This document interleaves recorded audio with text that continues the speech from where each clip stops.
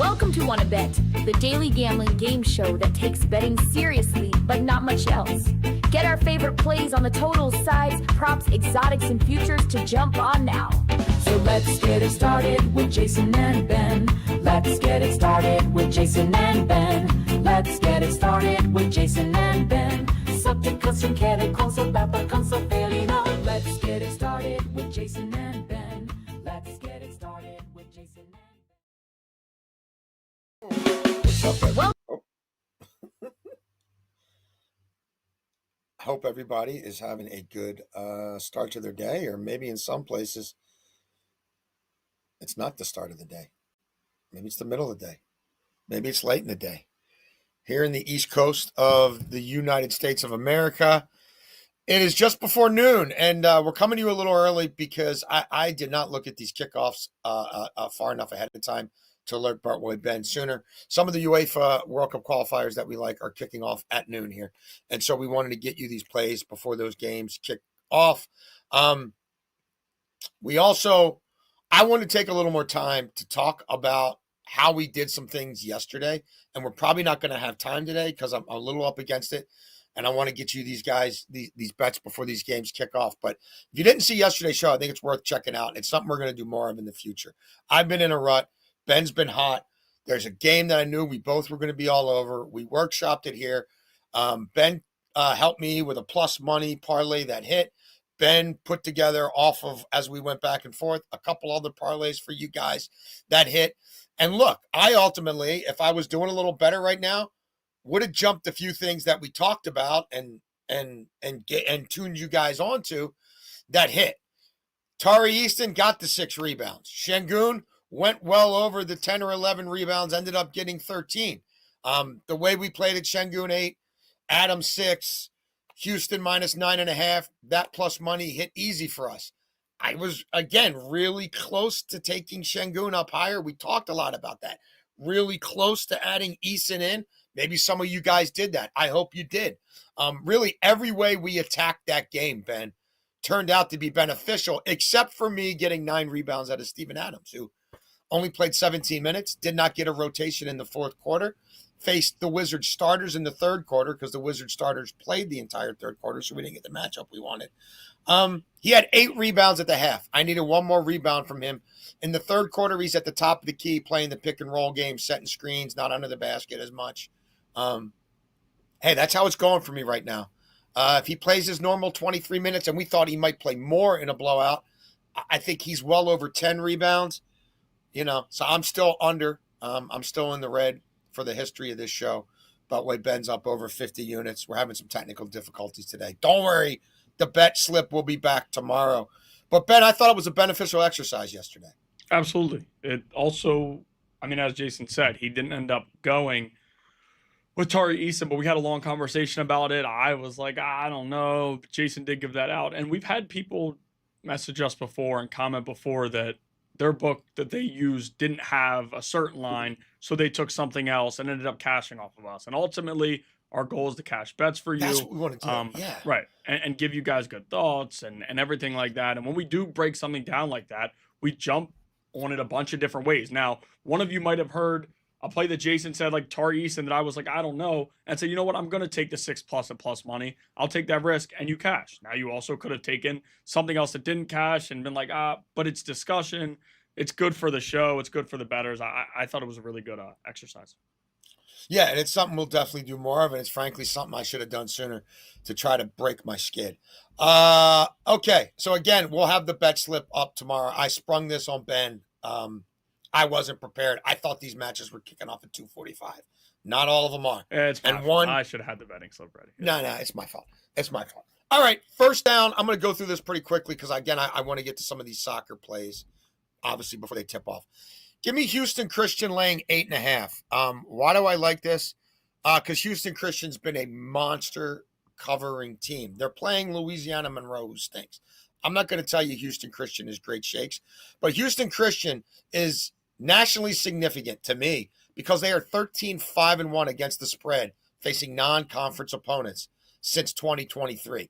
That puts them among the top 5 teams nationally. How about at home since 2023? 15-8-1 against the spread. These teams played last year in Louisiana Monroe. It was a 6-point win for Houston Christian. Louisiana Monroe, non-conference opponents against the spread since 2023, 8-15. Louisiana Monroe is picked to finish dead last in the Sun Belt. And if you look at the futures odds, they think they're going to finish dead last with a thud. So we're comfortable laying this 8.5 with Houston Christian. That's where we are on that one. First down for you, Ben. Yeah, first down, we're going with Mason Taylor, and we're going to take him over 32.5 receiving yards at -110. Look at the matchup. The Patriots are allowing a ton of yards to tight ends, the 5th most in the NFL. Let's look at what they've done. Cade Otton had 82 receiving yards last week. Kyle Pitts, 38. Harold Fannin, 62. And Njoku in the same game, 37. Gunnar Helm, 36. All of these guys are going over this number. Now, a difference here. Like Helm and Chig split time at the tight end position. It's up and down there. Fannin and Njoku, the same thing. Kyle Pitts is basically by himself. Cade Otton is by himself. Difference is Cade Otton and Kyle Pitts have a number of downfield threats near them and players that take attention off of those guys. With wide receivers and quarterbacks having to throw the football a bunch of different ways.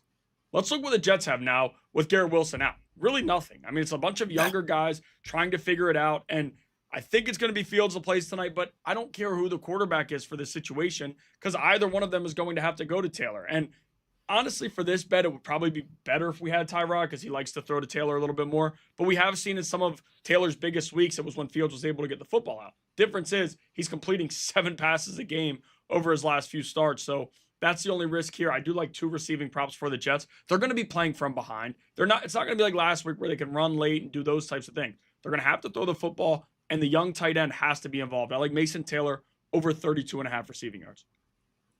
Excellent. Second down for me. This is one of these matches that's kicking off here in about 20 minutes.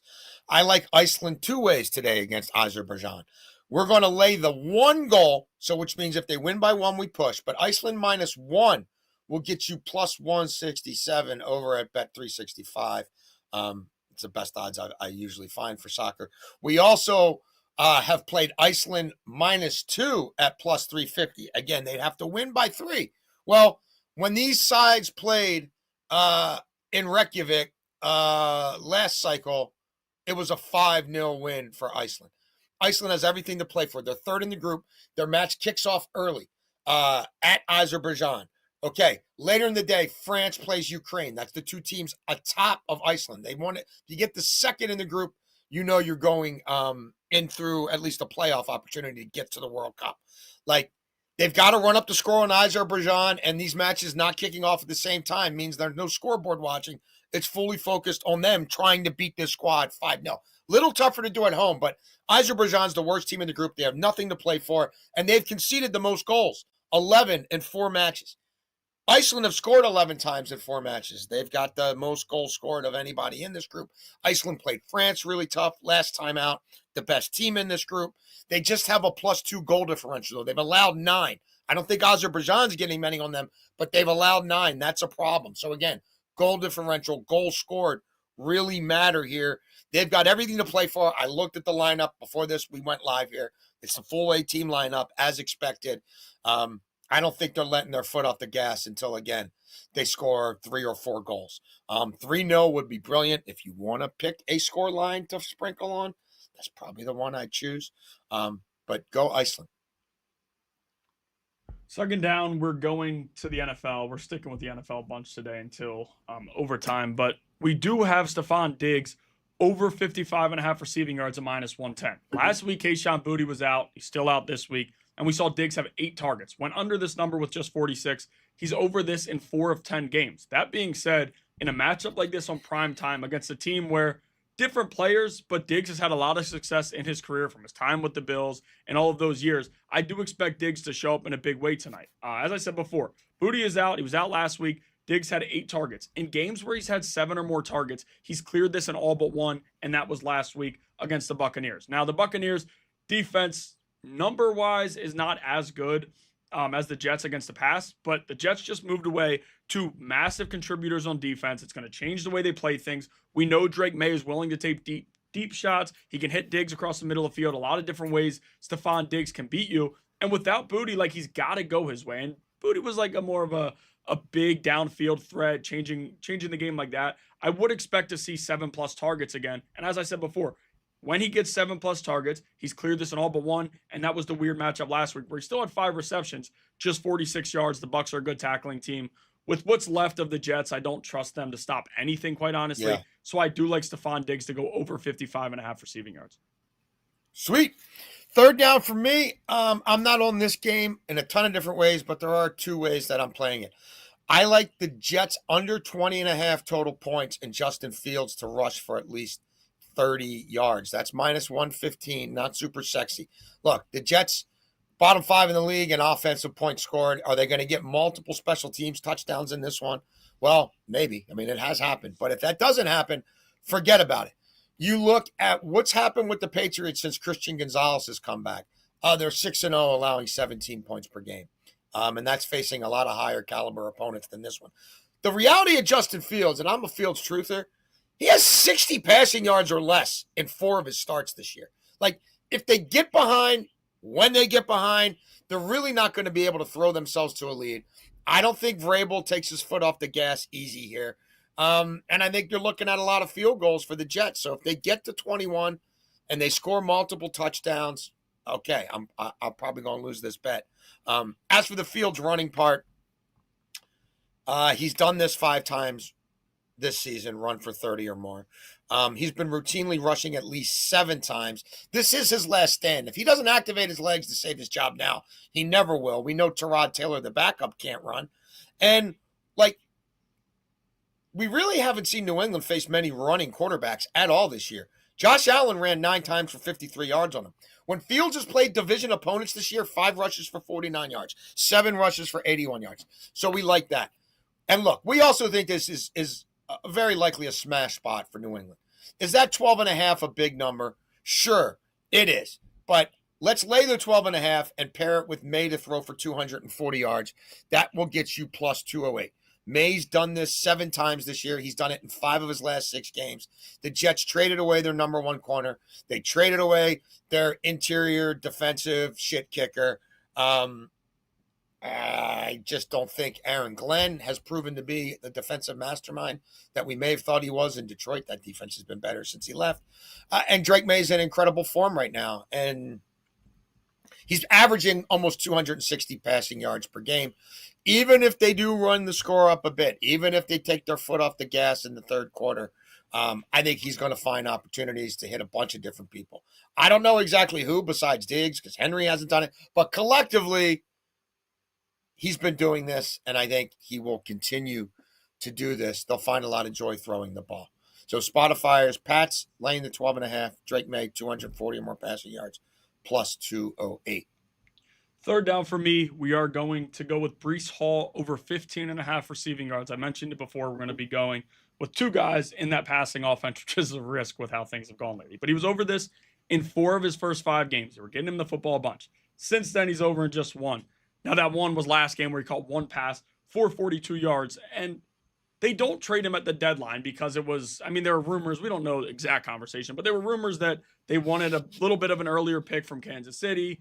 And they wouldn't just give him away for what Kansas City wanted him for. That being said, okay, if you're going to keep your guys after you've traded everybody else, you better damn sure make sure they're involved in this game. Yeah. Now, running game, I trust the Patriots' run defense. I do think they're pretty stout and they're going to shut them down. You have to get your best player of the football. If Garrett Wilson's out and it's a question mark between Fields or Taylor, whoever's playing the position, there should be a lot of easy throws for them, and Breece Hall should be eating underneath. He can also break tackles. He's fast. We saw the 43-yard reception last week against the Bucs. I just think that, or the Browns, sorry. I just think that he's going to be heavily involved in the offense. And if you can't get him going on the ground, like a lot of teams haven't been able to against the Pats, it's got to be through the air. And running back wide receiver or running back receiving yard props are always a little bit sweaty because, as I talk about all the time on this show, you can get tackled for a loss. It could be a loss of 4 to really impact that.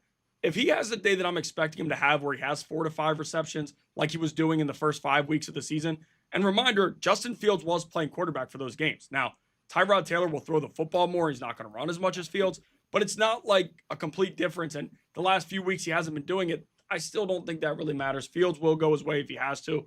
It has to be in the cards for them, as I said, with the way this run defense is. So I like Brees Hall over 15.5 receiving yards at -110. Yeah, good luck running on New England tonight. Except for the quarterback, who I think is going to have to default to his legs. Fourth and short, where you've got a couple plays we like in this Norway-Estonia game. Erling Haaland. We love betting Erling Haaland. I wish he would have converted his penalty over the weekend. Then we would have got the 2 goals out of Haaland. Look, we like Haaland to score in the first half of this match against Estonia and Norway to produce at least 3 total goals. That is a -110 play. We also like Erling Haaland as the first goal scorer in this match at +150. Look, he's doing the same thing here as we talk about with Man City. He's the runaway leading scorer for Norway in World Cup qualifying, and nobody else is close. He scored 12 times in 6 games for them. Nobody else on the team has more than 4 goals in World Cup qualifying. He scored in the first half of 5 of their 6 games. This is at home in Oslo. They've already been, they're going to win the group. They're going to the World Cup. This is going to be a coronation of all that, a celebration. He's not going to play after this in the other game. I don't know he's going to play much in the second half here, because while this was only a 1-0 win at Estonia, at home in World Cup qualifying, Norway's outscored opponents 19-1 in 3 games. Like, this is a celebration of this golden generation. He gets force-fed the ball. He scores with his head. He scores with his feet. He takes the penalties. Sometimes he misses. He did miss a penalty against Israel, but then he got other chances. They're going to dominate possession around the Estonia box. They draw a ton of penalties. Sometimes it is what it is. Now, look, he's only been the first goal scorer in 1 of their 6 games. But again, he scored 5 times, and he takes the penalties. And I think everybody wants to get their main man a goal here as they play before their home crowd for the last time before they come to the U.S. in the summer. And we'll see what the draw is. World Cup draw coming up in December. We'll jump on some futures early. So there we go. 2 ways to play that Norway match that kicks off at noon. Haaland to score the first goal, +150. Haaland to score in the first half. Norway to score at least 3 times, -110. Yeah, for me, we're going to go to Brees Hall again for a first quarter reception, just 1, and we're going to get plus money on it. I was looking at his rushing and receiving, and I was kind of on the fence about whether I was going to go with that or just reception. If I was taking his rushing and receiving, it was because I thought they would throw him the football. Now here, we don't have to worry about any yards. If this gets blown up in the backfield, he catches the football, we're good, and it's +119. They're going to get 2 possessions. I said before, you don't have many options in the passing game. Mason Taylor is a bright young star. I think he's going to be a really good tight end in this league, but the wide receiver position is pretty bleak, and I just don't know they want to throw the football down the field. Easy throws for whoever is playing quarterback, and Brees Hall should be right there for it. We've seen him explode on a lot of screens throughout his career. I think we could see one in the first quarter tonight. So just 1 reception is all we need, and we're getting good value. Again, we haven't had tons of success on these first quarter, first half props. First half, we've been better than first quarter because it's a little bit easier in the second quarter, especially when you get that 2-minute offense drive. But I do like Brees Hall to catch 1 pass here in the first quarter at +119. He's done it in 3 of his last 7. Not a lot, but they still are getting it to him early. And in some of the games where he didn't, it was because he was having success running the football. That's not going to happen tonight. Excellent. Overtime. Get you. Glad we timed this out well. Overtime, I will get you 1 more play in World Cup qualifiers. It involves UEFA World Cup qualifiers today and tomorrow. So 2 matches we already hit on. Iceland, we're going to take it to -1 here and play it that way. It should be lopsided. Good luck, Azerbaijan. Norway -2. We just talked about that match with Estonia. 19-1 goal differential in 3 home World Cup qualifiers. So enough said there. Tomorrow, Germany, Luxembourg. Big match for Germany. We got burned by Germany early in this cycle. They got beat by, Slovakia. They had a tough draw with Northern Ireland. On the road, they haven't been great on the road. But against a Luxembourg team that's already been eliminated with easy travel and Germany knowing what they have to do the job. Die Mannschaft! They need goals. They need goal differential. So Germany -2. The first leg of this, albeit in Deutschland, they won 4-0. I think they can equal that scoreline here. And then Holland to do the double. Look, this is tough. They're playing Poland. Poland's been great. Poland's been one of the better stories in World Cup qualifying. It looked like Lewandowski at the end. People wondering, is this the over-the-hill gang? They've produced. but this is a Holland team that badly needs this result. It's a Holland team that's loaded with players who are in form right now.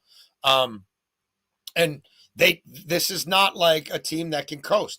So Holland double means they get at least a draw out of this match against Poland. So Iceland -1, Norway -2. Yes, there's push potential. Germany -2, Holland double plus 484. And an NFL parlay we wanted to get at today before one of these games is played. Give us New England. We're going to take it all the way down to -2.5 tonight. Like, I thought about money line, but I mean, if they can't win by a field goal, shame on me. New England -2.5. Chiefs money line. Andy Reid off a bye. Denver doesn't look great. The division is sitting there for the Chiefs. I think they win this game. And then the Chargers to beat the lowly Jacksonville Jaguars, whose defense is falling apart the last 4 weeks. Opposer passer rating of 111 the last 4 games, allowing almost 3 passing touchdowns a game. 31st in the league in sack rate over their last 4 games. And you've got Jim Harbaugh, who among all coaches in NFL history to coach at least 90 games, Beltway Ben, he's top 5 in win percentage. And I'm not even leaving him to cover here.